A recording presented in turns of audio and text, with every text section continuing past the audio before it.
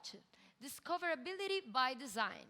This session will explore techniques to turn your game into a contagious commercial success by thinking about discoverability at product design level. And concrete game examples will be provided to showcase different approaches. Let's welcome Jason De La Rocca, co-founder at Execution Labs. Hello, Jason. Oi, tudo bem? Ah, ué, você fala português? Não fala português. Be our guest. Fica à vontade. A tela é sua. Obrigado.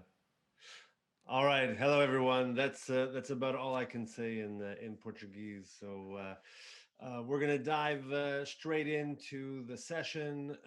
As was said, this is about discoverability and really addressing the challenge of finding an audience, or rather, an audience finding you and your game. My name is Jason. I've been working in the game industry for about 25 years. And for the last 10 years, I've been coming down to Brazil every year for the Biggie Festival and for other activities. So I really miss Brazil and wish I was there with all of you. But I'm up here in Canada, so a little bit colder than Brazil. And so this question of discoverability really is a big problem. This is my friend Chris Charla. He's the head of indie games at Xbox over at Microsoft. And he talks about discoverability really being even a bigger problem than funding. I mean, many developers struggle with funding, but just this idea that there are so many games, that we all have the tools to create games, that there's so much talent in the world making so many games, that the world is really flooded with games all the time. And so as a game creator, how do you overcome this challenge? And so really doing PR or kind of promotion for your game is never enough. Even if you have a great game, it's flooded over by all the other games out there just by sheer number.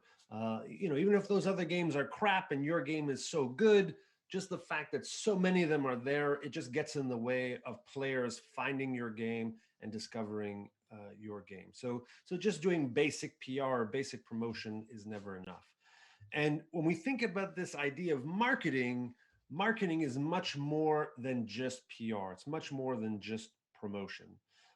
Classically, if you go to school for marketing, you open a textbook and we have what's called the 4 Ps of marketing. And that covers, of course, promotion, so PR and advertising, the things we normally think about for marketing, but it also talks about place, the importance of place. Traditionally, this might be, where we might have a restaurant on this side of the street or that side of the street, or this town or that town, and where we put the restaurant matters. In our case, for video games, it's more like platform. Is it on Xbox? Is it on PlayStation? Is it on the Apple? Is it on Switch? Do we also make it on mobile devices or Steam or whatever? So distribution platform or where the game is available matters. Pricing, business model. Is it free to play? Is it premium? Is DLC free or charged for? Is there in-app purchases? All these questions about pricing and business model is part of marketing. It is part of what we think about when we think about marketing. And then critically, the product itself, the game itself, is part of the marketing equation. What game do we make? Which genre do we make it in? Who's the player? All these questions about the product is part of the marketing equation.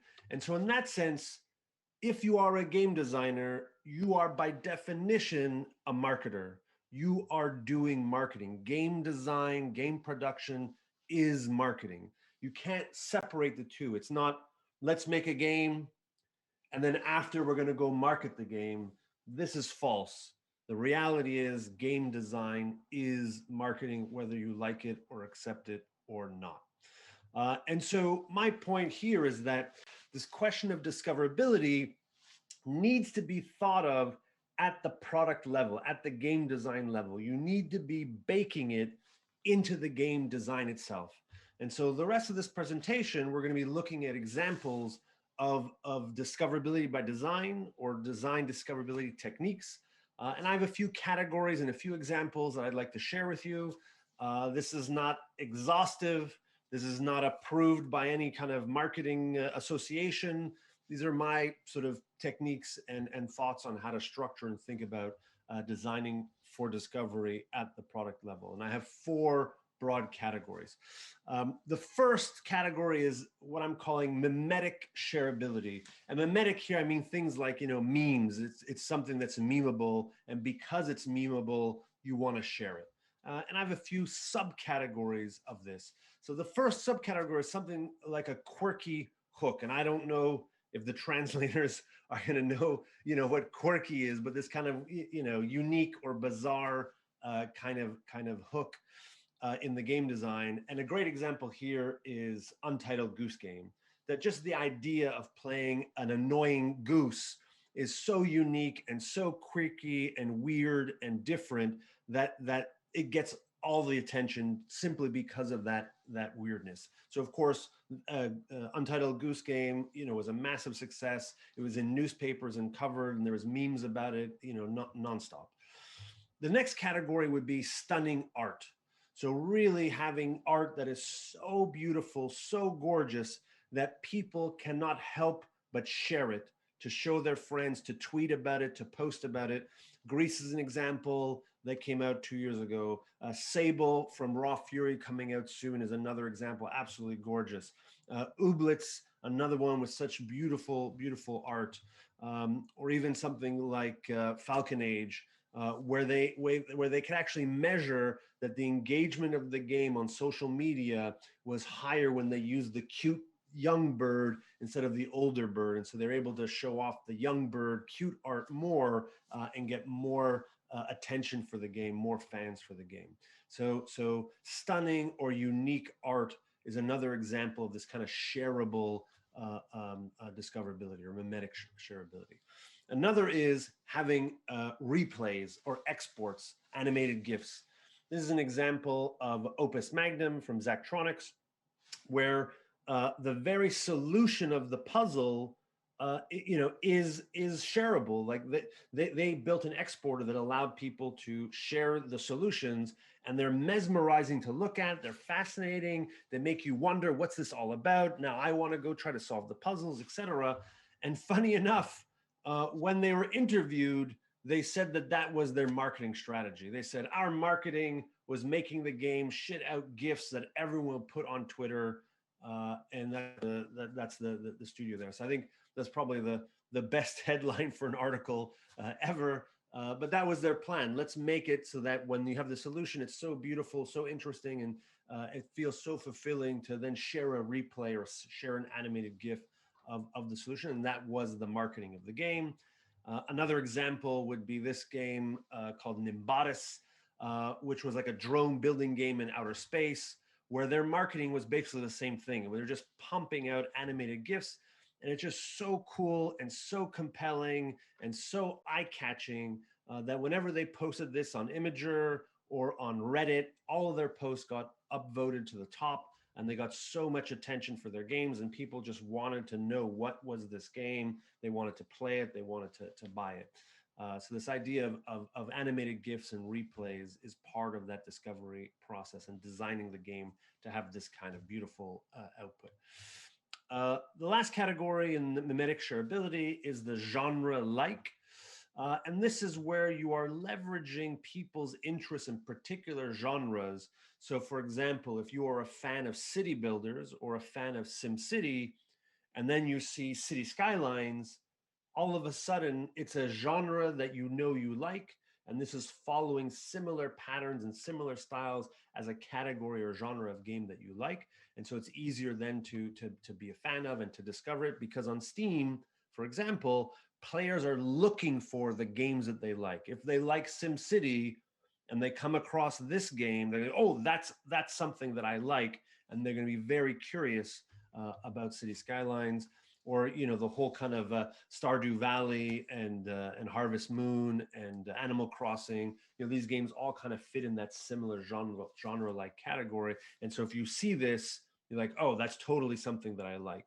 So thinking about that from a mimetic point of view is very critical for the discovery of your game. As another really interesting example that kind of combines some of this, there's this a roguelike called Mid Boss, where as you traveled in the dungeon, when you died, the game would create this kind of death card that would summarize how far you got in the game, and where you died and how many turns you did. And you were able to automatically tweet this. So this would tweet out this image automatically. And then if I saw this, I could drag that art into my game, and it would absorb the info about where you died, and then I can replay the game and find your body and your loot and all your items that were there and collect them for myself. So really kind of interesting that they encoded stuff into the image that then was posted to Twitter, and so that became a kind of viral thing. And then it encouraged me to have a copy of the game myself, so I can import this death card and go loot your remains. Really interesting concept. All right, next main category is intrinsic shareability. And this now is where the sharing is directly in the game mechanics themselves. First category here is issuing challenges. So where, like a racing game like Forza, I do a fast lap. And so then I challenge all my friends, come play Forza and see if you can beat my time. And that sense of competition or friendly competition then encourages them to jump in the game or buy the game so they can come beat me because they think they can drive faster than me, et cetera. So this ability to kind of issue challenges to your friends is a form of discovery. Another one is requesting help, so kind of the reverse of that. Great example here is Candy Crush. Famously, Candy Crush for some was so annoying because they would get heart requests from all their friends. You would play the game a bunch, you would run out of lives, and then you would annoy all your friends saying, I need more lives, can you share a life with me? And so Candy Crush was an early example of asking for help from your friends. And then if your friend wasn't in the game, then you're making them feel guilty to download and play the game so that then you can sort of share hearts and help each other out. Another example of intrinsic sharing is referral perks. We see this often with MMOs. So this is a screenshot for EVE Online, the space MMO, where here they're saying if you recruit a friend into the game, we'll give you 1 million skill points and other perks. I think World of Warcraft used to do something similar, that if you invited a friend into your guild, I think you got an extra mount or familiar or armor for your horse or something like that. So this is quite common when you're referring and giving rewards to bring more players into the game. And then the last one here for intrinsic shareability is what I'm calling friend buffs. This is a screenshot of a game called Stronghold. As you can see, you're sort of trying to siege a castle. And if you have no friends, you can only bring 300 troops to do the siege. But if you have a friend in the game, you can borrow another 200 troops and have a much better chance of conquering the castle and doing it faster and having more success. So now as a player, you're rewarded to have friends in the game so you can borrow their troops and sort of be buffed or rewarded for having friends. This is another good example of now me going out and bringing friends into the game.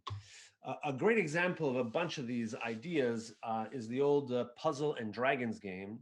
It's a very famous mobile game that started in Japan.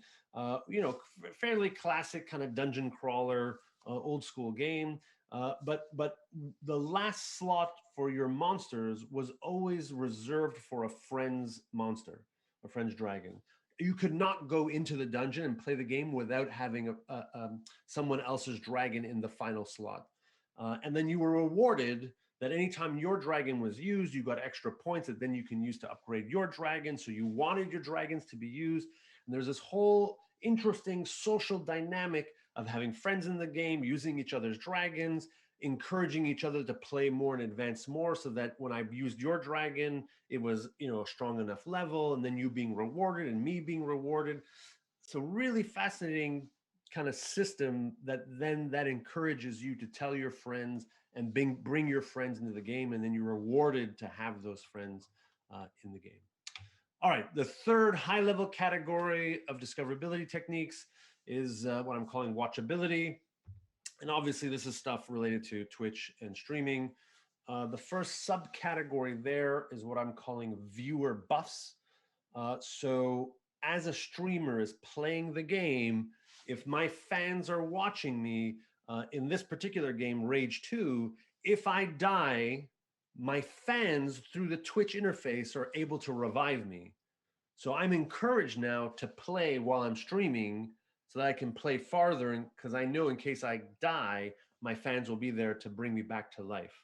And so if I'm playing the game more and playing it while I'm streaming, that means more people are seeing me play. And again, the game is being discovered simply because of this kind of viewer buff mechanic or viewer interaction. We have more examples where there's really integrated play, stuff like a Jackbox Party, or a few years ago, there's a game called Streamline where players got to vote on the arena, and if the floor was electrified or lava, all these kinds of things, directly through the Twitch interface, or even something like the Darwin Project, which was created up here in Montreal, where the spectators are controlling one of the cameras and voting on certain conditions in the game. It just it almost turns it into like a game show in many ways. And is a very engaging way to attract viewers and to attract streamers to play because of these integrations. And then last year, interestingly enough, Ubisoft released Hyperscape, one of their latest games, and it was fully integrated with Twitch, where the viewers are voting on gaming settings and conditions and setting the challenges and all kinds of stuff. And so the game is really kind of integrated with the Twitch API. Another form of watchability is what I'm calling expert play. Here's a screenshot of my friend Pedro. And it's fascinating to watch a really good player play this game. I mean, it's like this kind of acrobatic thing where you kind of kick up the frying pan and shoot it at the right spot, and it ricochets the bullets to kill your enemies. And then you ride a skateboard and flip the skateboard and do a backflip and all this kind of crazy stuff. That it really is captivating to watch. And so a game that is enabling you to demonstrate that kind of expert play is then encouraging you to stream and to put out these kinds of videos, which then of course extends the reach of the game and who will see it, and someone will kind of catch this on TikTok or on an Instagram video or wherever, and then all of a sudden they're watching your game and now are compelled to buy the game. Another one here is optimized broadcasting. So really, taking steps to make sure that your game broadcasts especially well on Twitch. A great example here is Beat Saber, where the developer has spoken about how they develop special tools and special technology to allow, the game to be broadcast and streamed in this kind of way, which is very unusual for a VR game. Normally, VR games don't really stream well because, of course, you have the headset on. But they did it in such a way where they provided the tool set to do this. Now, listen, Beat Saber is a great game, but the fact that they were able to enable streaming of this nature, I think, had a massive effect on the popularity and visibility of the game, and dramatically increased the sales of Beat Saber. So a great example of kind of optimizing the broadcasting capabilities of the game. And now we're even seeing games that are really only playable on Twitch or other streaming platforms. This is a screenshot from Twitch Sings, which was a kind of karaoke game developed by Harmonix, the same team that did Rock Band and Guitar Hero, where this game only exists on Twitch. And you have other examples like, Among Us in many ways is only really relevant if you're playing while streaming. And then there was another example more recently called Peak Rival, which was kind of a weird soap opera game show AI thing that was streamed over Facebook and had sort of interactions with the audience. A very interesting experience. It had like 50 million viewers. But so we're starting to see things where they only work when they're being played on Twitch, so fully integrated. And then the final category of discoverability techniques would be sociability. So all of the social aspects. The first subcategory here is social status. So all games that have leaderboards and rankings and badges and trying to progress in seasons. This is a critical part of discovery where players are trying to advance on the leaderboards and there's competition and basically anything that provides a status. Then that encourages me to brag about where I am and I want to play the game more and then I want to tell my friends and bring my friends and all this kind of stuff. So status, social status is important. The other one I'm calling water cooler effect. I'm not sure if there's maybe a sort of a Brazilian equivalent, or even if the show Lost played in Brazil, I don't know. But this idea of there's so much mystery, there's so many question marks that every time you watched an episode of Lost, the next day when you went to work, you talked with all your colleagues. What about the hatch and the button and the smoke monster? And what do you understand about this and that one? And everyone sort of has their interpretation of who did what and said what. That it has this kind of effect where everyone's talking about it. And so games have that as well, where people are sharing strategies and what did they discover and not discover? Are there Easter eggs and shortcuts and all this kind of stuff? You have that when you have this sort of element of mystery. Another one is what I'm calling Wikification, where there's just so much strategy and so many variables that you have to create wiki pages to make sense of it all. A great example, of course, is Hearthstone, where you have all the details of all the cards and the different deck combinations and character classes and how one thing supports another. Like I think I spent more time going through wikis on different card combinations than I actually played the game.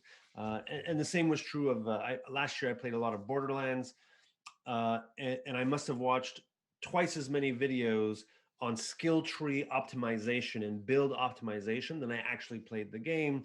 But you have all this kind of knowledge where people now are seeking, they're going up, they're sharing stuff, they're posting stuff. It's happening kind of all the time. It just sort of increases the presence of the game. Then another category, or the final category, is social shareability, is what I'm calling challenge scaling.